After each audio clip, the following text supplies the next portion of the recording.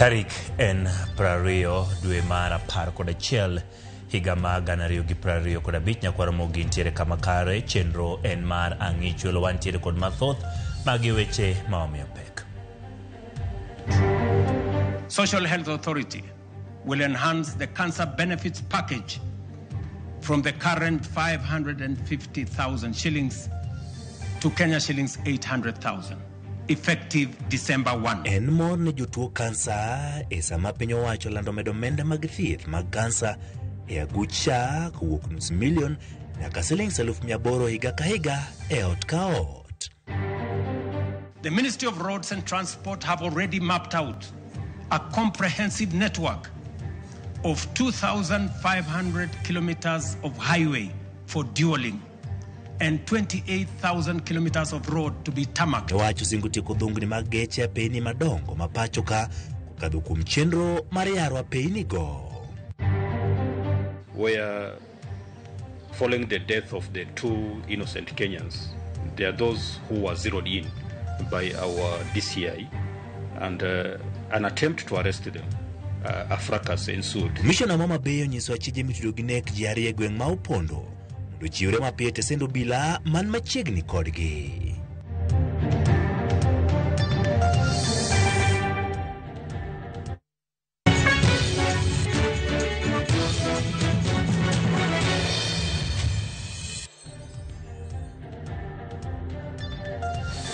Machiegni nyakwaro mogido cheni ma jatend piny Kenya William Ruto nobedo kod twak mare makende koyango mago ma piny owacho mare osetimo ka achiel kod mago ma piny owacho mare chano timo e kinde mabiro. Wantiere kod mathoth laiwa duto mag tudruok gin mago moyaw 2:6 nono yudo achiel kachiel e YouTube, Facebook ka achiel kod X mar Ramogi TV. Wago kod mbaka nyinga Ochieng Emmanuel, jaloko marwa en Belinda Phillips, bed kodwa e chakruok nyaka giko.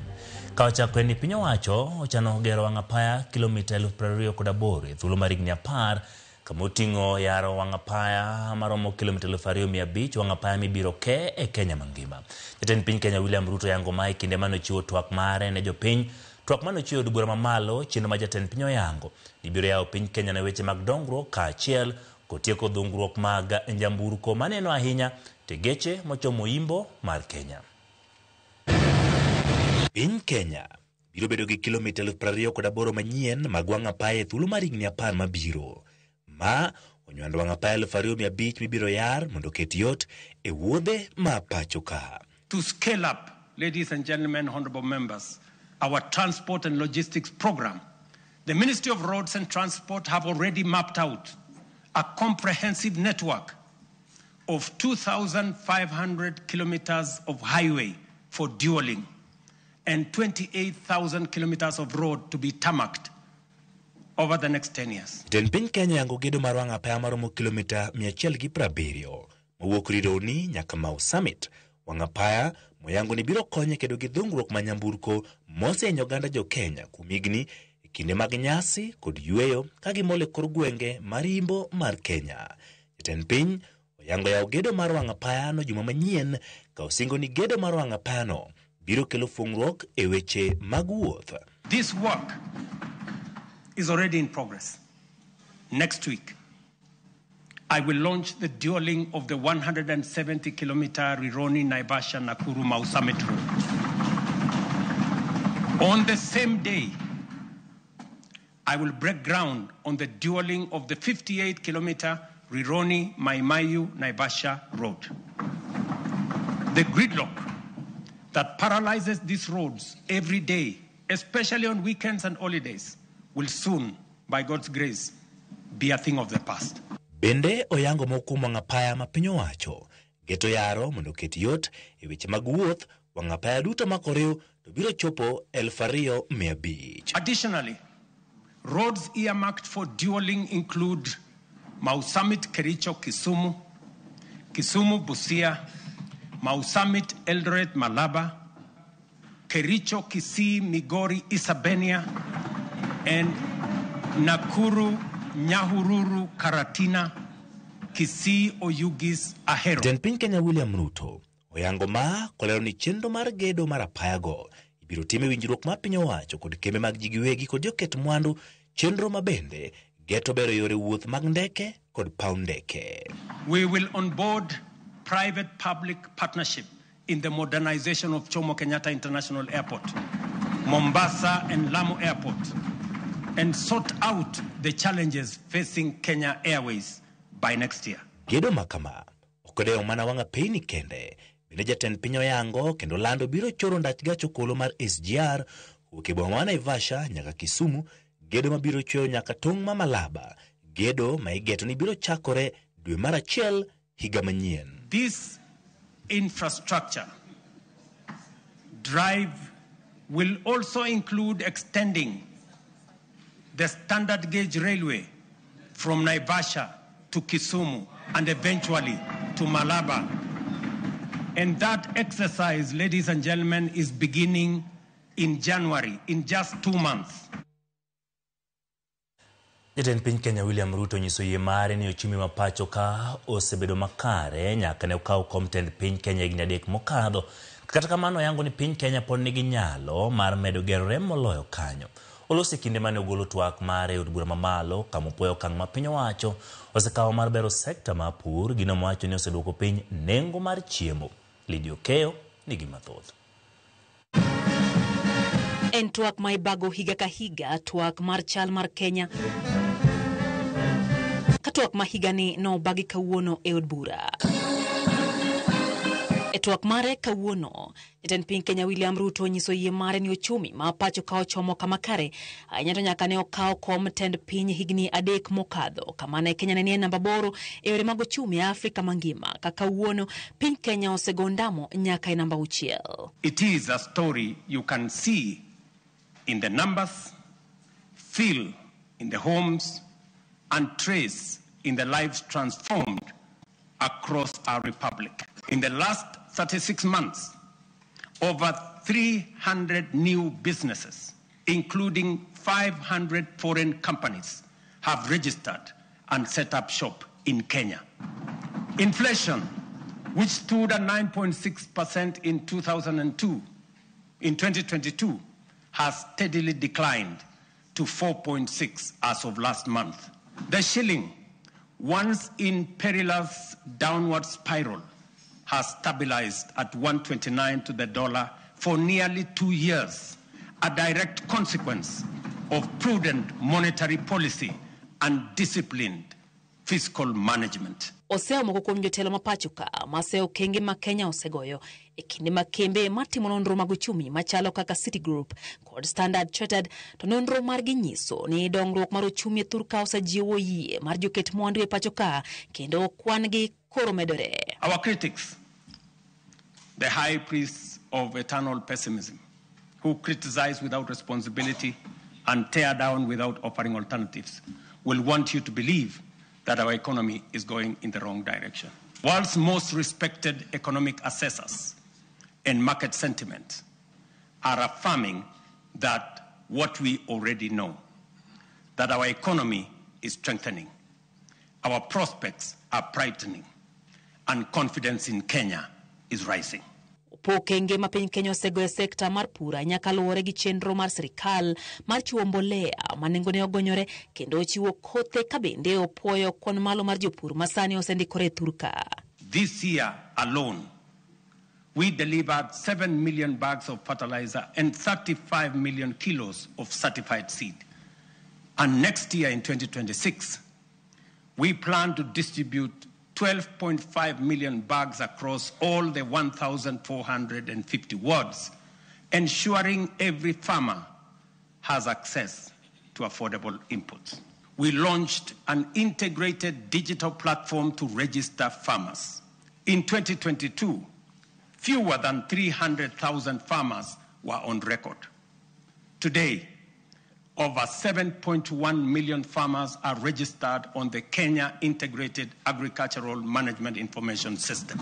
E sekta onogo mar pur, oyango ni sectors mag pur chae, kahawa, pamba, sukari, pith mar jamni mag ringo kod chak, gin ma kuom kuondego ma bende dongruok osenenoe.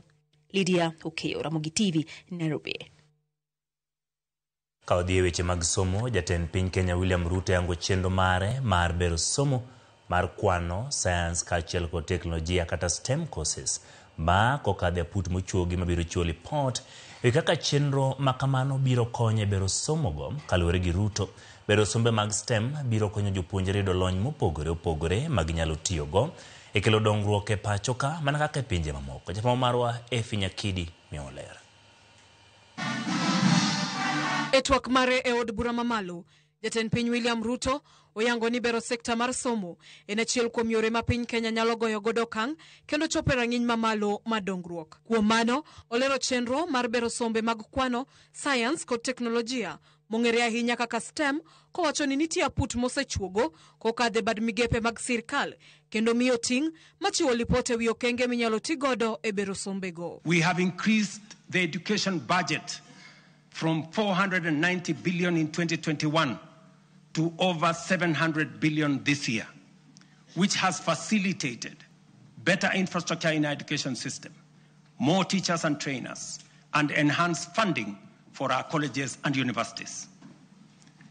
I have reorganized government departments to establish a dedicated State Department for Science, Research, and Innovation to support the urgent need to scale up STEM courses in our education system, strengthen innovation, promote research, and create a pool of high-level professionals in engineering and science. Kopogore gi mano, Ruto wacho ni nitie kwan jopuonj maromo 24,000 mibiro ndik tich kochopo dwe mar achiel higa mabiro. Gino mabiro kelo kwan jopuonj duto mosendik tich e thuolo mar higni 3 nyaka 10,000 kaluwore ni moko maromo 76,000 osendik higani. We have hired, as you all know, 76,000 teachers with 24,000 more to be brought in by January next year.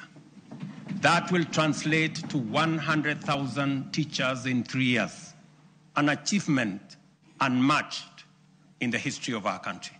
Together with the national government CDF, we have delivered 23,000 new classrooms and 1,600 laboratories are under construction, easing congestion and giving CBC the dignified facilities it requires. Wach machielo ma Jatend piny William Ruto omiyo peke twak mare en bedo ni madirom jopuonjre 500,000 oseyudo sir e yor somo mar mbalariany kaluwore kod chenro manyien masiro somo mamalo pachoka. We moved quickly to restore education as the great equalizer. Through the student-centered funding model, scholarships and loans now follow need and merit, placing the learner at the center.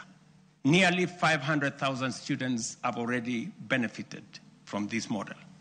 Across the country, we are delivering the most extensive housing rollout in Kenya's history. 230,000 affordable homes. And we meet student needs. 178,000 beds have been packaged for universities, TVETs, KMTCs, with 74,000 already under construction, transforming a sector where fewer than 10% once had decent accommodation. Twak makama ma Jatend piny timore higa ka higa kaluwore gi chik mar katiba. Efi Nyakidi, Ramogi TV. E sekta mar thieth, Jatend piny Kenya William Ruto singo timo lokruoge mag thieth mag kansa kokalo kuom okumba mar thieth mar SHA kendo medo nengo kowuok 1,550 higa ka higa nyaka 1,800 higa ka higa ne ot ka ot. Ruto mane twak kod jopiny e od bura ma pacho kokoni e thuolo mar higni 3 ma piny owacho mar osebede tich osekelo lokruoge e sekta mar thieth kendo okumba mar thieth mar SHA osendiko jo Kenya 27,000 ka 2.3 yudo sir mar chudo kowuok kuom piny owacho. Judith Omondi miyo mathoth. Twak mar Jatend piny William Ruto e od bura odiochieng' ma kawuono okelo fuong'ruok ne jotuo mag kansa ma dwe achiel ma okalo ne obago ng'anyo mar sundo piny owacho mondo mi omed omenda ma ichiwo ne thieth mar kansa. Ruto e twak mare oyango ni koro thieth mar kansa chudo mare dhi medore e 550 higa ka higa nyaka 800 higa ka higa ne ot ka ot kokalo kuom okumba mar thieth mar SHA. The government is strengthening financial protection for Kenyans under cancer treatment. Social Health Authority will enhance the cancer benefits package from the current 550,000 shillings to Kenya shillings 800,000, effective December 1.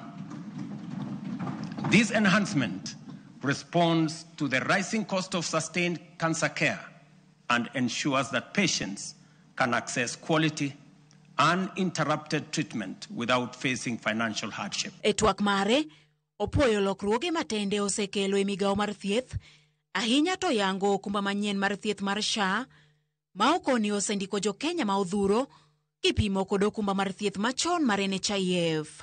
Nyaka sani okumba no osendiko jo Kenya ma oheo milion 27. 27 million Kenyans are now registered in SHA, more than triple the number ever reached by the former NHIF. This is a demonstration that leaving no one behind was and is not a slogan. It is a promise on course to fulfillment. Additionally, more than 10,000 health facilities across the country have signed in to serve under this new system. Kae weche mag tiyo kod counties e bero thieth, omulo masinde mag thieth, magimedo rang'iny mag thieth, kae weche nok mar yedhe e ute thieth, sirikand Ruto ni kod lek mar tiyo kod duol makeyo yedhe e pacho ka KEMSA, kendo neno ni koa 68 sani, yedhe omedore nyaka 90 kochopo giko higani. We are also modernizing hospital equipment through the National Equipment Project Service Project, replacing the old MES model that burdened counties with heavy upfront costs. Under the new fee-for-service system, private partners install, maintain, and run state-of-the-art equipment, and public facilities pay only when they use them. We have overhauled KEMSA to end the chronic crisis of drug shortages, raising medicine availability from 48% to 68%, and to a projected 90% by the end of this year and 100% by March next year. Twak mar Ruto e okenge ma sirikande osegoyo e thieth, kata kamano biro e kinde ma counties pod ywak mondo mi ute thieth mag level 2 kata dispensaries thuolo mar tiyo gi SHA e thieth ma ji nindi ahinya to ne mine mapek. Judith Omondi, Ramogi TV. Patriotic Front, Kalonzo Musyoka otudo piny owacho kod paro ma kwalo mbule yiero madundo Mbeere North, Magarini, Malava kod kuonde mamoko. Kalonzo simo duol mar IEBC mondo obed motang' kendo tim mana ratiro ne jo Kenya e yierogo. Walter Nyambaga nigi mathoth.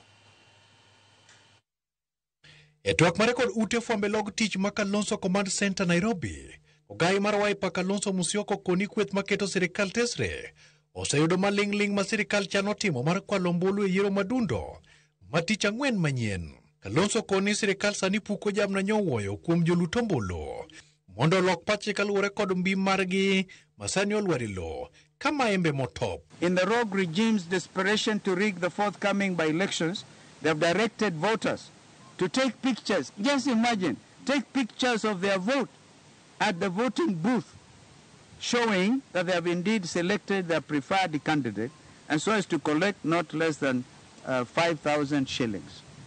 Yani unapiga picha hapo kwa unajificha alafu unatuma.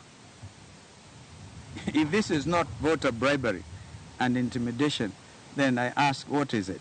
Kalonzo koni jotije sirikale masani owuok oko ka jodwar manie thim kendo seto ombulu katiyo kod mwandu mag sirikal aoya e kananga ywach. Ogai mar Wiper okoro kuyo kuom Moses Wetangula ma en spika mar od bura mamalo, jatend migawo mar mwandu manie bwolo Ali Hassan Joho, Geoffrey Ruku mar Labour, Opiyo Wandayi mar Teko to kod Kithure Kindiki maduto koni muomo piny kod geche madongo dongo mag sirikal e seto ombulu. We must call out these officers.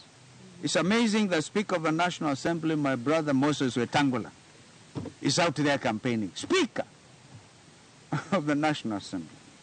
Speaker of the National Senate, of the Senate, Emerson Kingi, Cabinet Secretary for Mining, Hassan Joho, is everywhere, crisscrossing Magarini constituency. Cabinet Secretary for Public Service, Geoffrey Ruku. I think he got a bit surprised when Rigiji went to visit his mother. Cabinet Secretary for Energy Opiyo Wandayi. Duol matayo yore mag ombulu IBC bende Kalonzo siemo mondo otim ratiro kendo tayo yiero makare maonge nindo nyakonichiel. For the sake of our country, the Commission must now roll up its sleeves and prove its independence. It must work with honesty and transparency so that every Kenyan can see that it serves the people, not the interests of the executive or any political administration. Walter Nyambaga, Ramogi TV, Nairobi. Ya Ramogi tok report ma Walter Nyambaga ikweth ma kod piny owacho mayango ni piny owacho ntiere kod chenro piny mar biro rocho chenro mag luto mbulu kod kwalo mbulu wa kao yuewa mokwongo kikiri mabor pod ntiere kod mathoth mawaikone.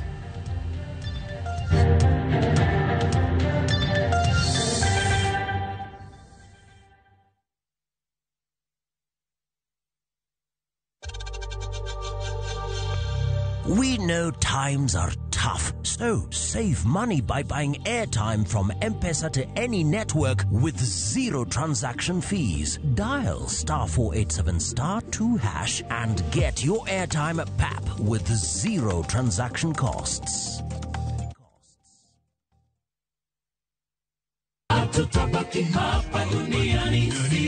Bei manyo kit lamo mamulo chuny kae kama wach bedo e mangima kendo thumbe duogo chuny.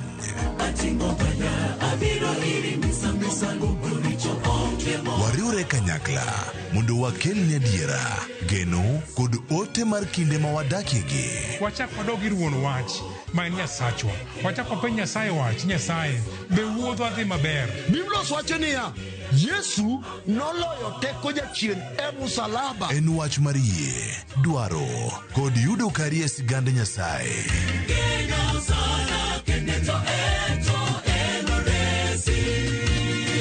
Injili ngima, sabato ka sabato, sari okinyi, kik bai. Are you a Kenya government civil servant na uko na emergency? Usijibox kwa noma. Borrowing on MyMobi has never been easier. Simply register, apply, approve, and get your cash in minutes.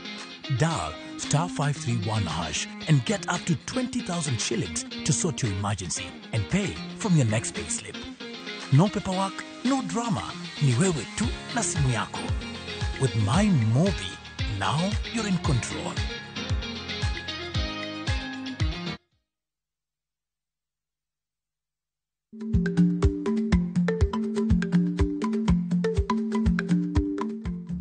Icha gweno to icha ogwang'. Matiende ni, kapok ing'ado bura ewi wach moro amora, kuong inon ng'ama rach.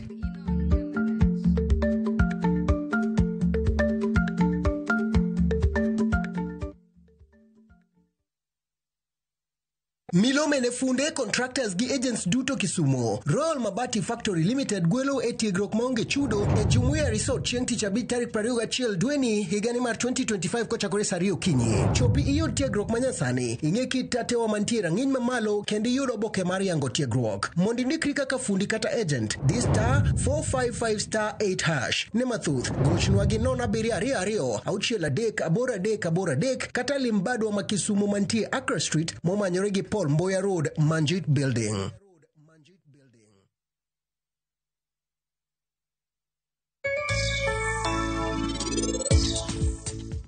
Nyaka sani wach pari pod ok chandi kata matin. Wach nitie ma pod chandi.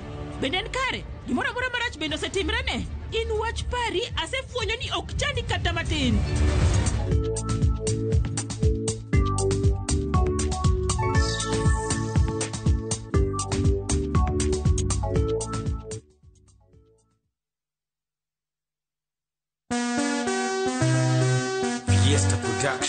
Tich abishni e chenro wa mar ng'ejo thumbewa. Watwa kod jalos ngolo Ken Kiche mar Fiesta Production. Gozo idoka an Ken ni atiyo gi Lady Morin, ni atiyo gi Dos Jasoba, atiyo gi Uma Basement, wanga jako lando. Kendo king'iyo thumbega mana loso, when it comes to marketing they use my song. Ang'o manyiso ni thumo los maber?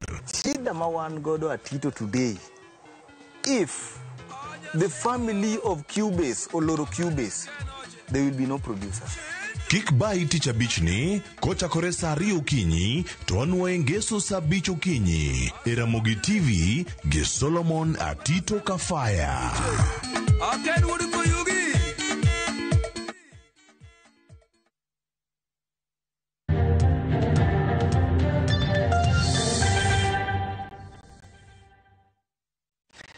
Erokamano kuom medo kete Ramogi TV chenro pod en marang'ich welo ka wadhi nyime. Okinde maromo 9 nosidha yanga mar chako mako bure do e nyasi makende kama bende okwagi mondo giti kod lony margi e ito ratiro mag oganda tok sando jopiny madwaro kony. Achiel kuom okinde ma osidhi oting'o jata chenro mag weche matuche kambi mar All Media Services Linus Kaikai kod director kambi Kenya Power Dr. Joseph Siror.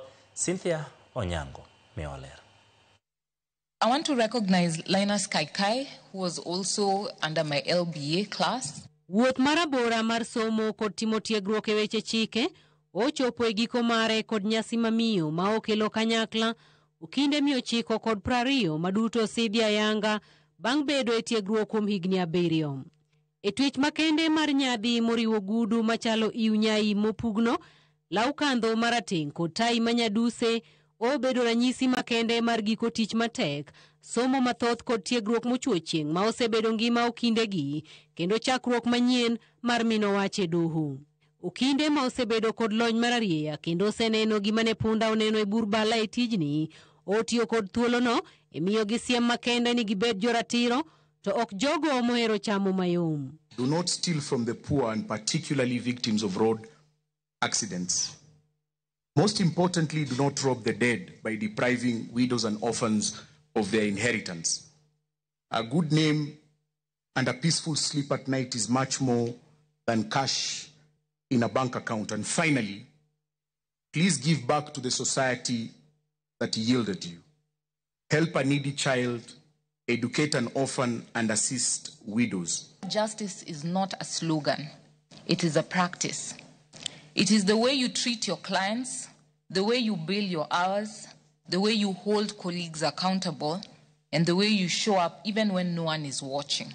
Bende okwagi mondo gibed joma ohero rito nyingi kendo tiyo e yor adiera to ok joma ohero kikore kod jonjore magikone chido chia mar tijo kinde. I hate most when I make a decision to prosecute a fellow learned counsel in the profession. Your innovation should not drive you to be involved in criminal activities. Today, some of our members are involved in money laundering. Director mar weche matuche kambi Royal Media Services, Linus Kaikai, onyiso mor mare mar bedo achiel kuom okinde mosidhi ayanga kendo goero kamano ne jogo ma osemie jip. I normally don't do butterflies in my tummy, but for the first time today in a long time, I think the last time I felt like this was way back in 2013 when I was moderating the presidential debate. A great honor to my late brother Maurice Kaikai, my senior even in the profession, who did not manage to see the end of this journey. We lost him to COVID-19, and he would have been very proud. We had spoken about this day, and we were looking forward to this day. He's not here today, and I know he's resting in peace and proud of this day. I want to thank my family for the patience and the support they've had as I was going through the Kenya School of Law phase. Moko kuomgi okwayo joma mine mondo oa malo kendo doge sikulo som kaka okang' mar bero ngimagi kendo chop kare lek magi mag bedo jogo makelo lokruok makare e kind oganda. Natimo degree na higni 15 mosekalo. To bang' mano adonje e media house ma bedo jafwambo gikeyo mana kaka in. To mano tich manatimo tahero kabisa. Atiyo tijno for about 5 years. To kana yudo ni pod gombo ni e chunya ni monda doge school monda yud attainment ma yudo kawuono ni. Nawacho ni monda time atima. Sana jima mine kiki luor timo tije madongo gi. Tije gi en maru. So just do them, aim for the best, aim for the top jobs, mtazipata. Kwayo makende bende ochiw ne okinde mondo ne ni orito ratiro mag oganda okonyo e rito ratiro mag joma mine, nyithindo kod jogo mang'aw kendo githegre kod timbe mag mahati kod kido mag sando jogo madwaro kony. Iwacho ni nyako kosomo en gima ber ahinya, mak mana ni odiochieng' ma kawuono gima neno maber moloyo en ni piny Kenya yudo kinde manyien 109 madhi konyo e winjo buche kendo neno ni ratiro mag jogo madwaro kony oyudore e kinde mowinjore. Cynthia Onyango, Ramogi TV, e doho mamalo, Nairobi. En coach gi pak ne Linus Kaikai kod kinde 109 mane oyudo thuolo mar mondo mi gichak timo tich mar okil. Tendarita kwe kaunti Homa Bay ugolo chik ne achije abich ma itudo gi nek ma coach mag rowere ariyo e kar chung bura makasi pool mondo gichiwre e lwet obila. Achije go itudo gi nek mar rowere ariyo Bruno Ondoro gi Ben Ndiegi e kinde matulo mar siasa nomuoche gweng' ma opondo e kind johera mag Boyd Were kod Philip Aroko. Commissioner Homa Bay Ronald Miwawi onyiso achije go mondo chak chon owuok kama gibute gichiwre e lwet obila. Tesendo obila mayugis kata tesendo obila mora mora. An incident which occurred where following the death of the two innocent Kenyans, there are those who were zeroed in by our DCI, and an attempt to arrest them, a fracas ensued. We are still following up on them, but again, as good citizens, if they know that they are not culpable, they are not involved in this, I'm appealing to them to come out and even report to the nearest police station. We don't have to keep chasing young men every corner. Let them come out, let them explain themselves, let them record their own statements. It should not be like a matter of like arresting them, but they can just come out wherever they are hiding. Un kaka jo Kasipul, wan kaka jo Kasipul, wan kaka jo Homa Bay County, wabed gi kwe makende manyalo miyo wadak e yo makare. Omiya kwayo kadiponi in achiel kuom ng'ama noringo gi opinge lwete. Duoko pingo no station machiegni kodi, kati ter ka chief, kati bole dhoranga chief mondo dhi yude kuno. To in bende gima moni dhi ka police mondo record statement onge. Dhi record statement nikech kadipondo kanye sirikal ok nyal pondone. Wang'ado tong' wadonjo Migori, migawo mar pii kaunti Migori kutenore kod obila dhi nyime kod timo pedha ne jokuoge mag mita mag pii, frudut kata pipes mag pii kod gik mamoko mag KOP e boma Migori. Odihi manyoro ne gimako gige KOP moting'o meters ma okwal e boma Migori kinde pedha mane gitimo. Director migawo mar pii kaunti no John Ochola wacho ni kuoma gige KOP osethiro chenro mag pii mag KOP ka bende jokuoge gi bende kwalo sola mitiyo godo e KOP kod gik mamoko.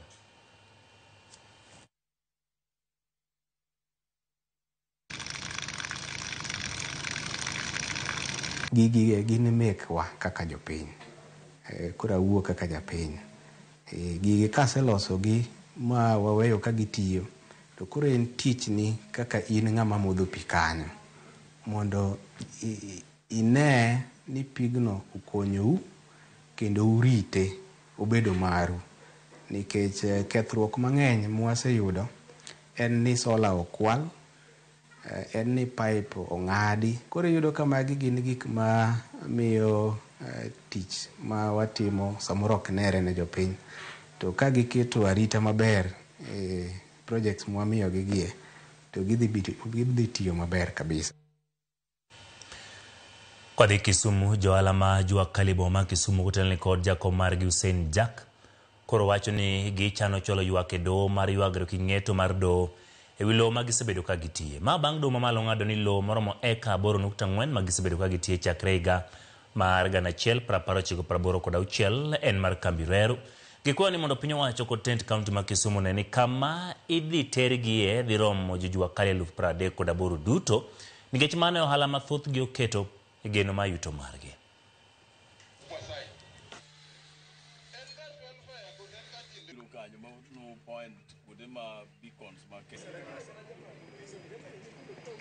Wadhi timo appeal kuom kes manitie kendo wadwa involve the political wing kochakore county government nyaka national government, kaka judgment be nowuok ni en thuolo makende ne county government mar Kisumu kaachiel gi national government mondo oiknwa kuonde ma wadhiye e yo monyalo tiye maonge chochni moro amora kaluwore gi population ma wan go.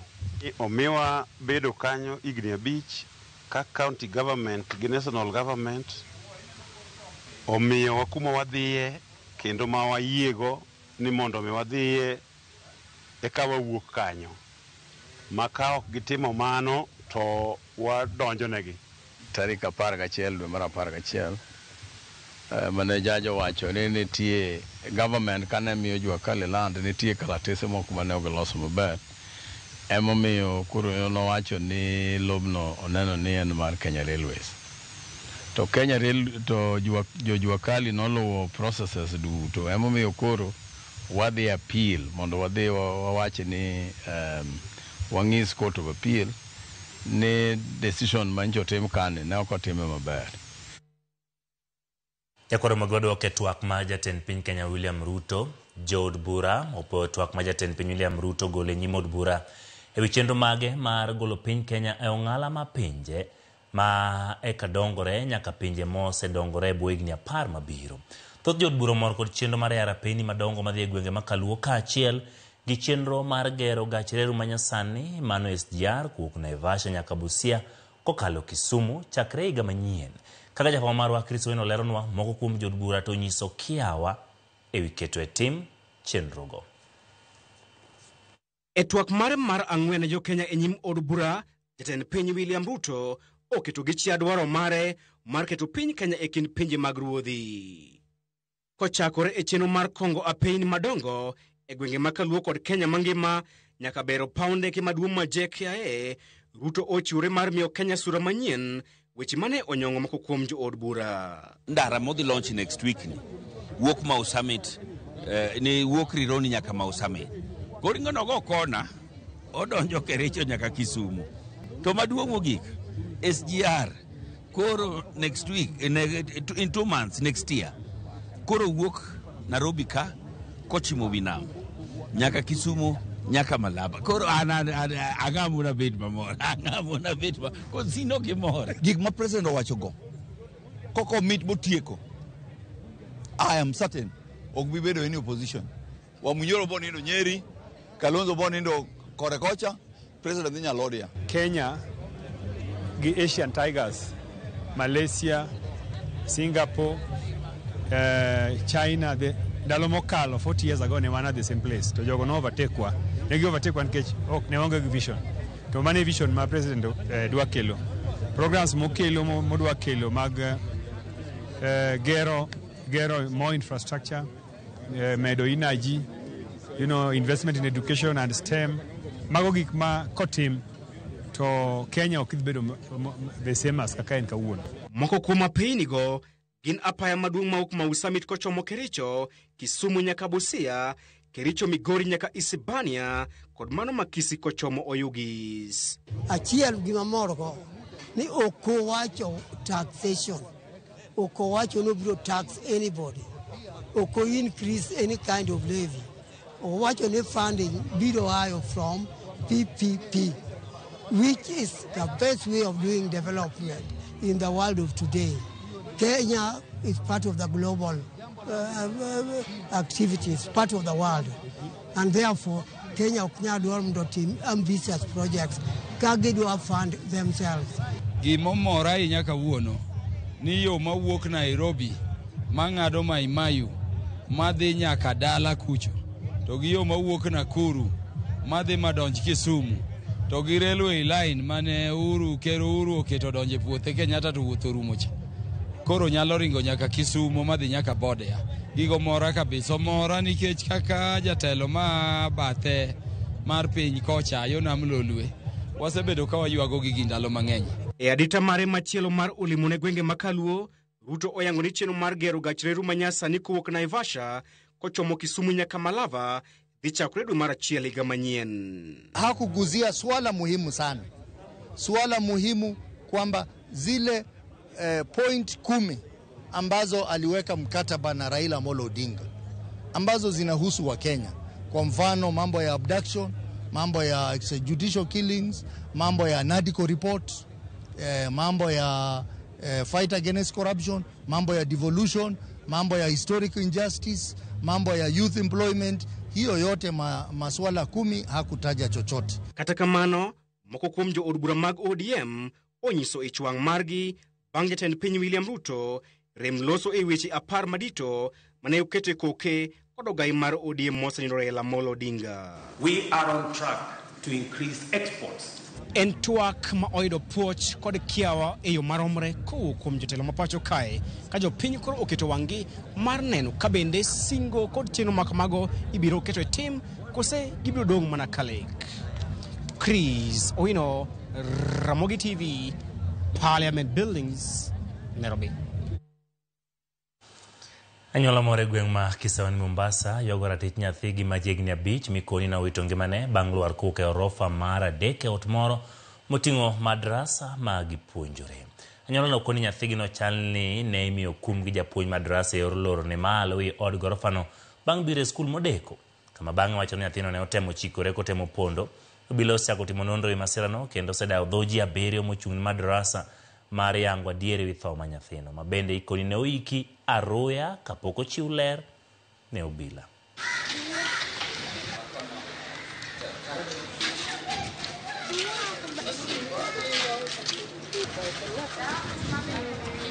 Nataka haki ya huyu mjukuu wangu ipatikane ili kesho mtoto wa mwenzangu ama jirani ama nini accident isitokee kama hiyo. Manake mtoto mdogo kuwasomesha katika sakafu kama hiyo gorofa ya 3 nini, hiyo ni not possible, kwa sababu mtoto hata kama unamtia punishment huwezi kumweka peke yake, hiyo sheria hakuna.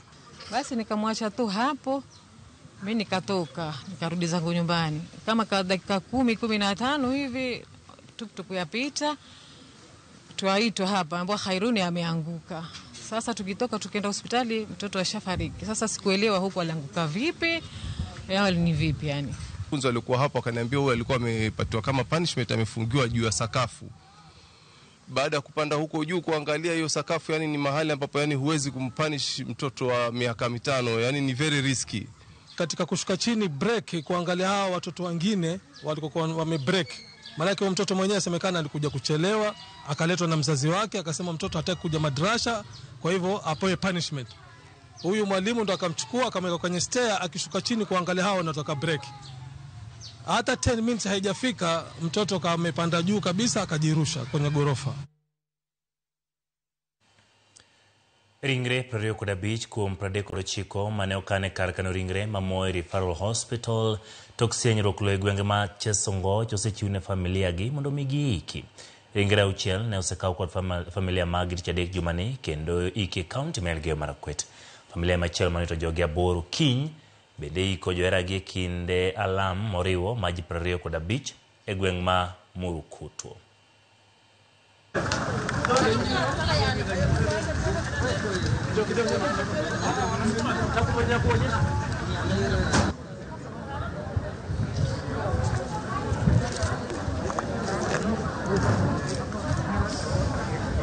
Mimi ni mmoja ya wale ambao wamepoteza jamii. Nimepoteza watu 8 katika jamii yangu. Mmoja wao ni baba yangu mzazi, anaitwa Christopher Chelimo. Na dada yake ambaye ni andi yangu amepoteza familia yake watu 6. Nimepoteza in-laws from the side of my in-laws. Tumepoteza mama, tumepoteza daktari brother-in-law, na tumepoteza grandmother na watu wengi. Watu wote ambao tumewapoteza wako na ukoo kwa njia moja ama nyingine because wanatoka the same location. Na mpaka wakati huu imekuwa ni piko kubwa sana, ni mchanga ambao hatujai shuhudia. We will be putting them in one place, but not in one grave, separate graves but in the same compound, so that we can have a mausoleum in remembrance of this very unfortunate landslide incident. Koromogi tok report ma bende kelo leta kendo poden mar kuyo ma jogo manowito ngimagi wakawo yuyo kawaduogo wantiere kod weche mag tuke.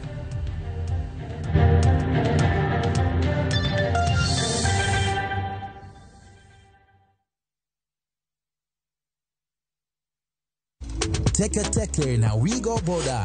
Chanua Jam, fika on time at the lowest charges in town. Va helmet and ride in style. Ni safi, ni safe, na ni easy kwa mfuko yako.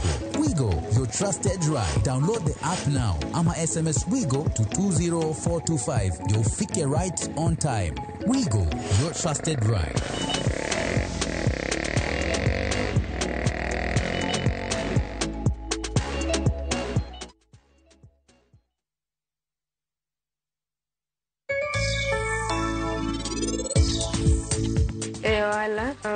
Audio chenge duto te rom chalre nyalo yudo audio cheng ni integi clients mang'eny on the next day onge clients koro mago duto onego ilani e ohala.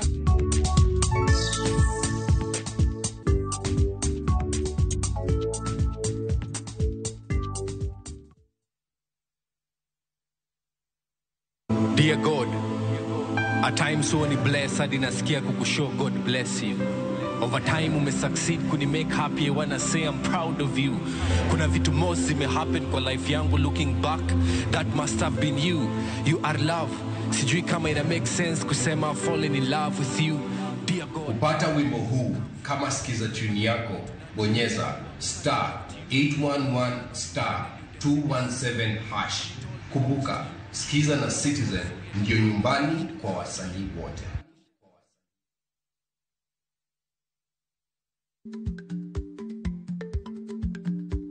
Chako chon loyo dhi kajuoga. Ma tiende ni bedo gi ikruok momondo geng'o masiche kod midhiero mang'eny mabiro e ngima dhano.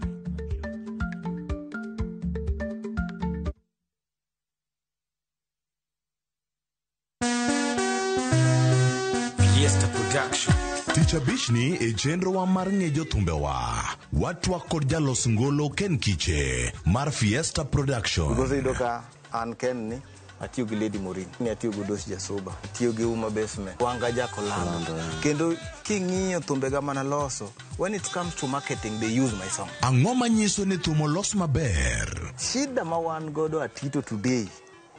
If the family of Cubase or Loro Cubase, there will be no producer. Kik bai Ticha Bichni, kochakore saa 2 okinyi, to anwoye ngeso saa 5 okinyi. E Ramogi TV, gi Solomon Atito Kafaya.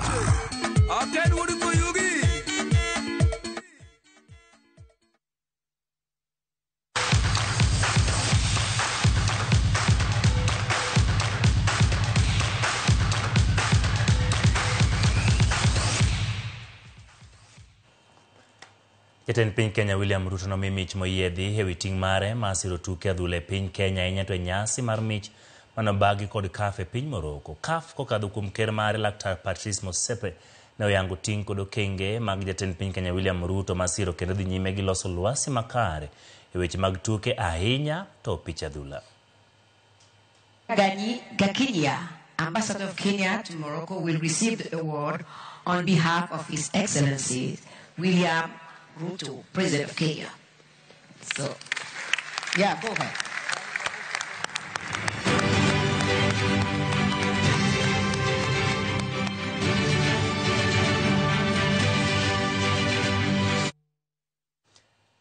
Duol kod riwruok mochung'ne kedo kod yedhe mamedo jotugo teko adak ojiwo jong'wech mondo obed motang' kod yedhe ma ging'iewo kowuok e dukni moko puodhi kod lakteche.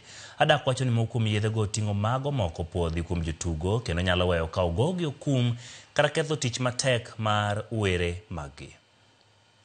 Kwa leo tumefika hapa sababu ya mafunzo tukiwa target hawa wa football na pia tunazingatia hata wale wa basketball hata wale wa volleyball.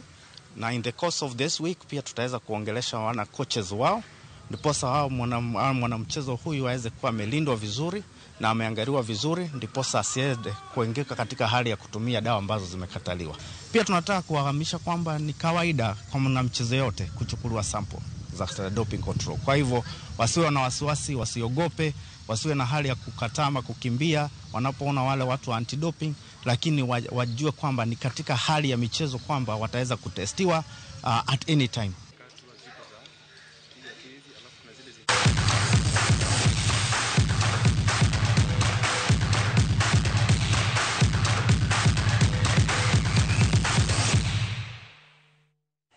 Ya koromo giro kamano kuom bedo kode chakruok nyaka giko mar weche manyien chenro nen marang'ich welo. Ere kamano Kawili Mike Sine wacho ni inena TV indala wacho ni amos ni baba ni gi mama ni japuonj Awili Nyapoya kod mama Monica Nyasembo kagin game Kaudha Wang Bith Primary School.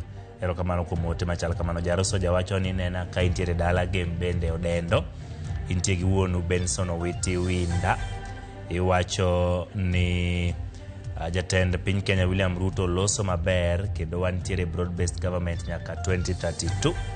Iwacho ni imor kod chenro duto ma itimo kod iwacho ni Green Army kaachiel kod Laktar Raymond Omolo. Kamano kuom rote machal kamano gin ji mang'eny akwarom ka jwang' moro tegi mathoth manena gi lakseche gero kamano. Miriam wacho ni Chieng' Emmanuel an maber ka ntiere gwenge mag Sindo Ramogi TV Ler kendo wamor ka kukelo weche manyien. John Paul kantiere maber wacho ni Chieng' Emmanuel amor gi gik ma jatend piny Kenya William Ruto oyango ahinya to gedo mag wang' apaya poni oyaw to Nairobi biro bedo machiegni wadhigo kinyi to waduogo godhiambo. Gin ote mathoth mor Kenya kwaram ka jwang'ero kamano kuom kete Ramogi TV chenro nen marang'ich welo mane mokelo e giko. Nyinga Chieng' Emmanuel jaloko marwa nen Belinda Phillips warom Sadek e chenro mar Wimore.